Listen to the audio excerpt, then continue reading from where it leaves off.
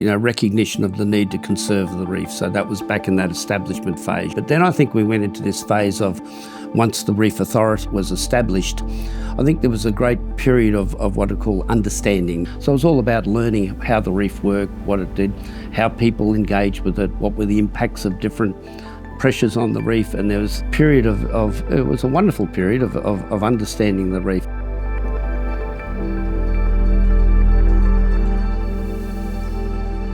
G'day and welcome to this week's edition of our Reef in Focus podcast. My name's Lincoln Batoli and we're recording, as always, on Woolgarooga Bar country and neighbouring Bindle country here in sunny North Queensland. And if you missed last week's episodes, we took a deep dive into the formation of the marine park 50 years ago. It was the prospect of offshore oil drilling, harvesting coral for use in farming that led to a small but very vocal group of people demanding change and essentially forming the Great Barrier Reef Marine Park in 1975. But obviously a lot has changed in those 50 years since 1975, not only in marine park management, but marine science and what we're doing to protect and conserve the Great Barrier Reef into the future. And joining me to discuss all things marine park management is long-time marine scientist and the chair of our Reef Authority board, Dr Ian Poiner. Hello, Ian.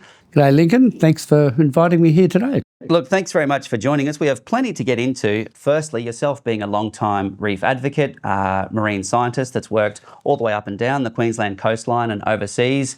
Can we ask to start with, what are your first memories of visiting the Great Barrier Reef as someone who has spent their entire career working in marine science? Oh, Lincoln, I have a vivid memory. It was back in the early 70s and I was a student, undergraduate student at the University of Queensland, and I think it was a second year or third year zoology course. We had a wonderful expedition to the Great Barrier Reef, to the Heron Island Marine Station, then quite a basic facility. We spent a week there and I suddenly discovered this world of coral reefs. It was just magical, beautiful, not only the corals but turtles, the island itself. So it was a place that it still sticks in my mind, and I can still vividly see what I saw that first time. And I guess, for us, the timing's perfect. It was around the time of the formation of the marine park in the mid-70s. But when you were studying, were your studies initially geared towards marine science, or were you still sort of open to where your career would take you? Well, by that stage, I had changed. I first went to university, I was going to do medicine, but quickly decided I didn't want to be a doctor, and then went over into basically zoology then and some biometrics. And after the undergraduate, did a PhD, mainly focused on Moreton Bay, but I still had this desire around reefs. That was a fantastic time, the Moreton Bay work. But at the end of that, I was lucky enough to get a postdoctoral fellowship and chose Jamaica. So I then spent a couple of years at Jamaica in the Discovery Bay Marine Laboratory, where that's when I really started to launch into what I'd call coral reef related research.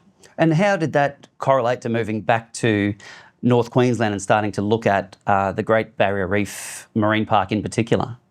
Well, I sort of came into the Great Barrier Reef Park sort of a convoluted way. So I went to the Caribbean, and it was then a spectacular reef, spectacularly beautiful reef. Sadly, it's not anymore for a whole variety of reasons. Also exposed to some of the great coral reef scientists. Also that was where I met a young Terry Hughes, Professor Terry Hughes. Okay. He was doing his PhD there.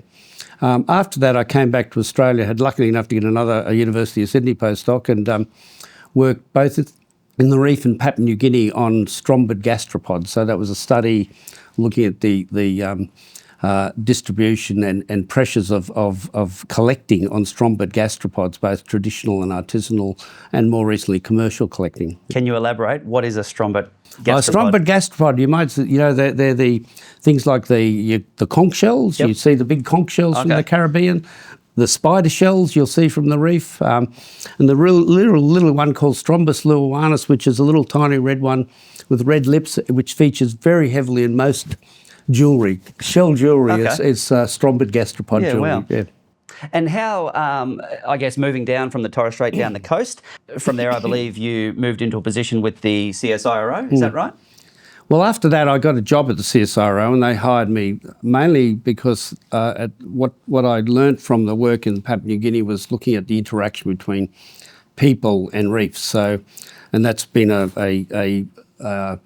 theme of my work, that interaction between people and reefs, be it traditional owners, be it artisanal fisheries, be it commercial fisheries, and so forth. So they hired me to start working on effects of fishing work, mainly in the Gulf of Carpentaria, but then engaged with, as part of that work, and they then came this opportunity to work in Torres Strait, where there was concerns around the interaction between commercial fishing and traditional and artisanal fishing. So then spent several years working with Torres Strait Islanders, others, around measuring and understanding how they were using the environment, and then looking at what the commercial fisheries, and just seeing what sort of overlaps and if there were any issues of concern. Yeah, okay. It's probably a good segue into our next question. The marine park was officially formed in 1975, and then we look at steps along the way. The first protected area, I think, was officially zoned around the early 80s. So you were into your career in marine science around then, obviously in different posts around the world. But what do you remember from that period? What did sort of reef management, in your view, look like then, I guess? Well, I think there was a transition. I remember vividly the work, what I saw, the recognition of the need to conserve the reef. So that was back in that establishment phase.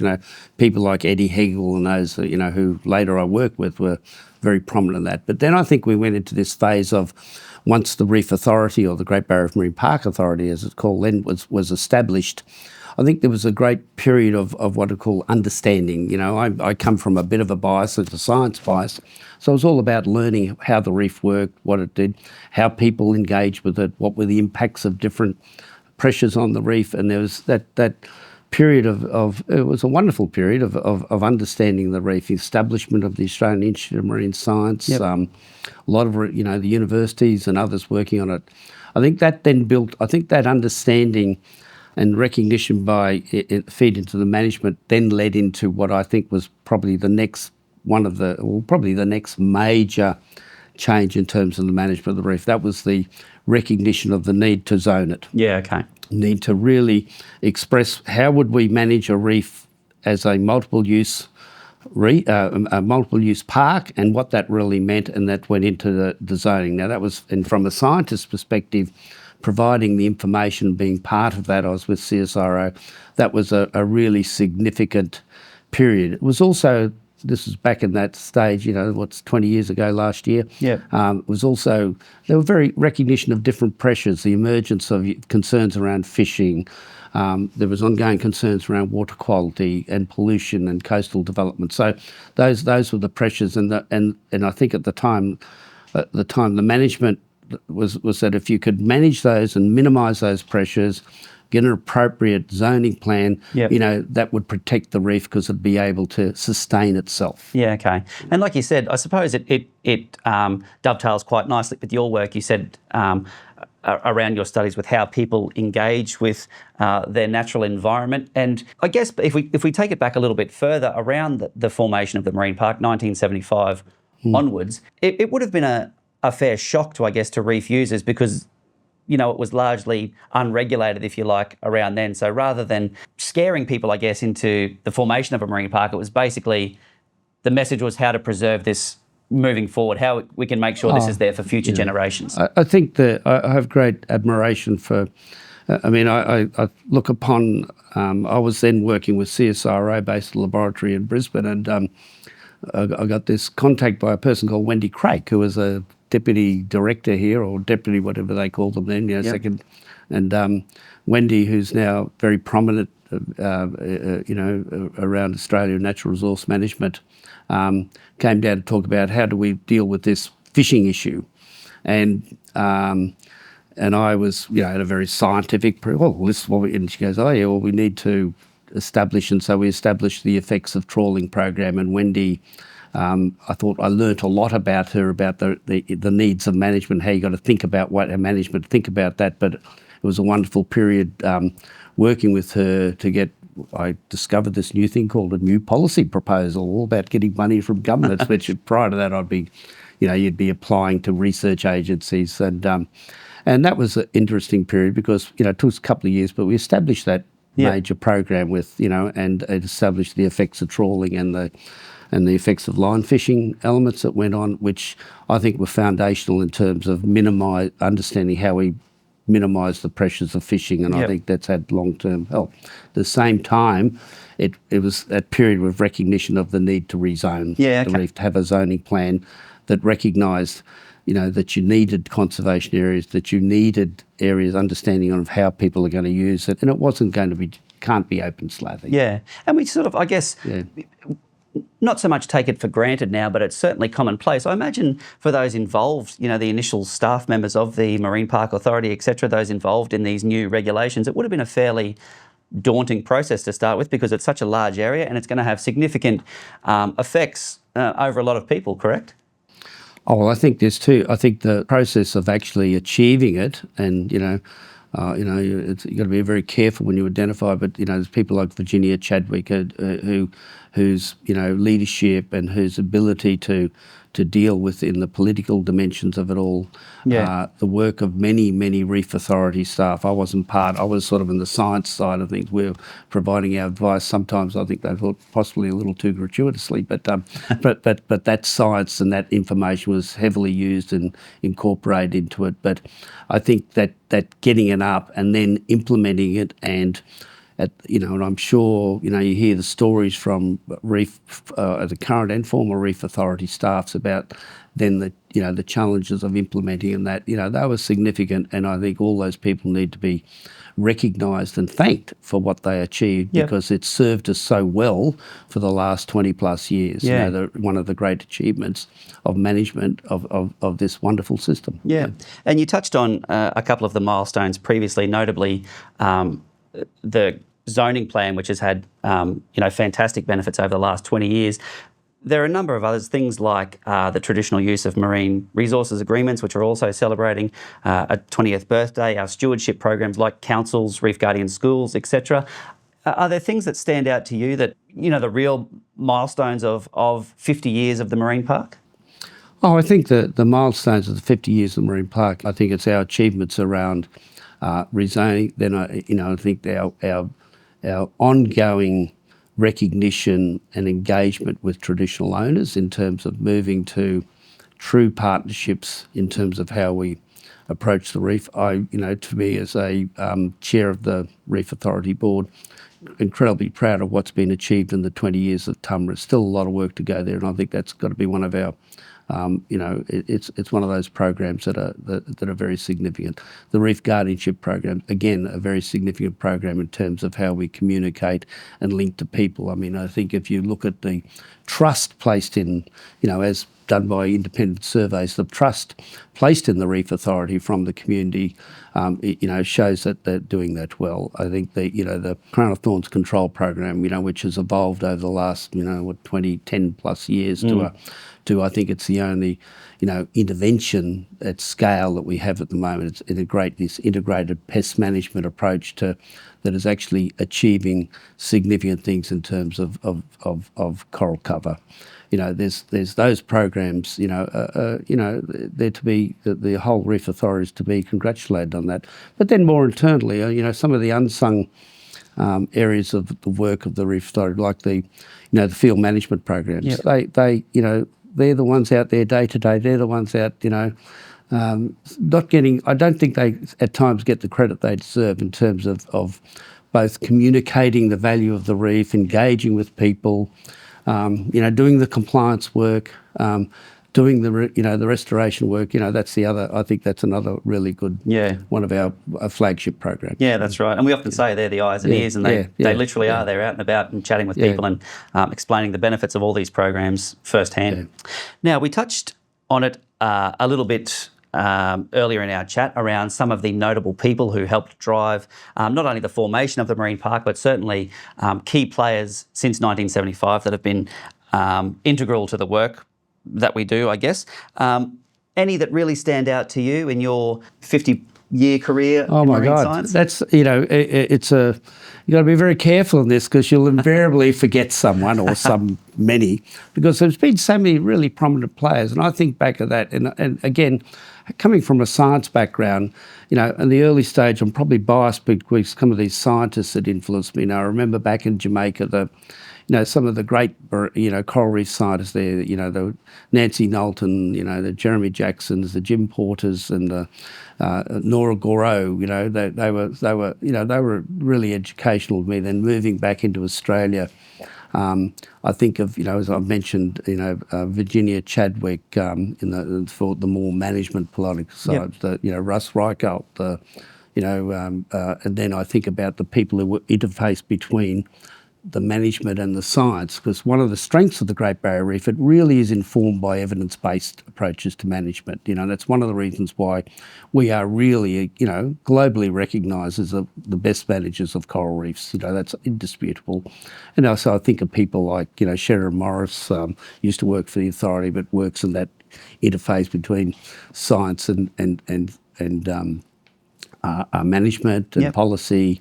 The people like then more science-based. Some of the as a former CEO of AIMS, I just think of some of the fantastic people who have worked many years in the reef, the Peter Dohertys, the Charlie Verrons, and and more recently there's many of them that it just goes on. But those are the people. But if you ask me the ones that really influenced me, I go back to Torres Strait. Yep. It was Torres Strait Islanders who, as a young, probably overly confident, I knew what was happening, person, to go there and suddenly work with these people whose deep understanding of their environment, their deep understanding over so long of their reefs, you start to feel embarrassed by the shallowness of your own understanding. So I think that was probably the key for me in terms of thinking about coral reefs, thinking about their value and thinking about their utility, particularly for people. Yeah. And I think you've almost answered my next question, I guess. We often talk about if there's a key moment, and it's probably putting you on the spot a little bit, but something you really reflect on in your career that maybe influenced you a little bit. Is your time in the Torres Strait largely that?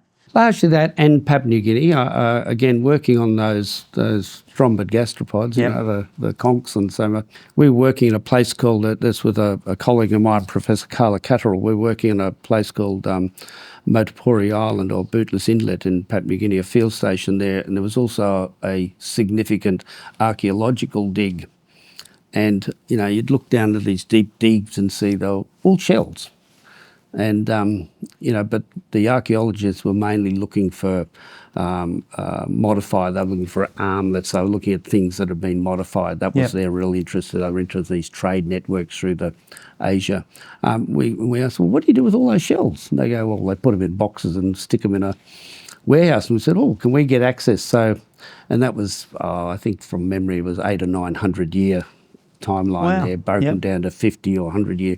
So we actually got access to that and could sit down and look at just how things had changed through time. This was, back in that, we expanded that work to other work through the Pacific, looking at middens and working with the archaeologists. And that was more fundamental because it gave you a real understanding of there's not only the changes that have operated in the reefs over very long time frames, like the geological scales, hundreds and thousands of years in terms of history of the Great Barrier Reef, but there was also in these, 1,000 year, 1,500 with other middens, you could see just what had happened there. So, and you'd saw, as reflected in the shell population, you'd see the change had happened there. And what could you see? Could you see change in say, species numbers or well, you could see we were mainly interested in what was could you recognise any impacts of gathering on, and you could see that. They were pretty obvious. So things like, clamshells occurred very early and disappeared.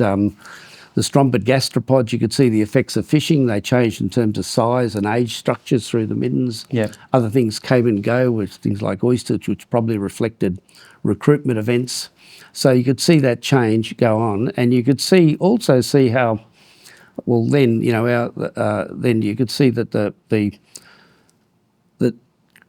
Usually there were, within in terms of the way they were gathered, there was a lot of refuges, so there was a lot of resilience in the populations, except for a few species. But once you saw a market come into play, there'd be quite a dramatic rapidity increase. Wow. So it's that impact of marketing of shells. And as you touched on before, in your, I guess, official capacity as chair of the board, it must be very heartening to see that now there's such a key focus and genuine partnerships on underpinning marine science with this traditional knowledge, which has been around for thousands of years in terms of how we manage the marine park. Oh, I think managing the marine park going forward is really, it's all about partnerships. Okay, the science. The science underpins our management. The science, we're evidence-based, but we also recognise, and we have recognised for a long time, the value of traditional knowledge. We still have a lot of way to go in terms of how that's used and incorporated in management. That's not to say it hasn't been in the past, but there's still a journey to go there, and we're on that, well and truly on that journey. But it's also the partnership with the other users. So things like be it the tourism industry, the fishing industry, the dive industry, the eye on the reef. There's a whole lot of sources of information that will help us and does help us in the management. But and they're all incredibly valuable. But I think they're still, particularly in the traditional knowledge, traditional owner, traditional knowledge place, we've still got work to do there. Yeah. And is that how you see the next 50 years of reef management? That's I think we have. I think there's been a fundamental recognition in terms of reef management going forward that unfortunately with climate change, there's this global pressure on everything, everything in the ocean, on the land for that matter, particularly in reefs. We've probably lost globally 50% of reefs.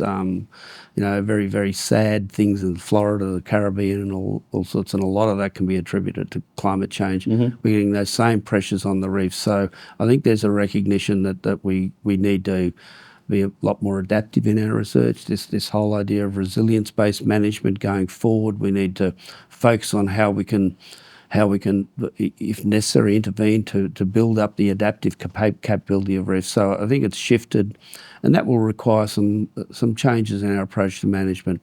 Part of that journey is also making sure that we truly incorporate traditional knowledge, because that's incredibly valuable. It has a long history, but also incorporates all those other sources of information going forward. So we have, but I think it's going to be a much more interventionist approach to management going forward, rather than focusing on just decreasing some of these pressures on the reef. We still need to do too. It's not an either or, but it's going to be an expansion. I think we recognise that because sadly, even if we decarbonise really quickly, the lags in the system in terms of climate impacts on the reef are going to be with us for decades to come. And I think you're the ideal person to ask, having seen so much over the course of your career. Is there a piece of advice that you would give future reef stewards, from your experience?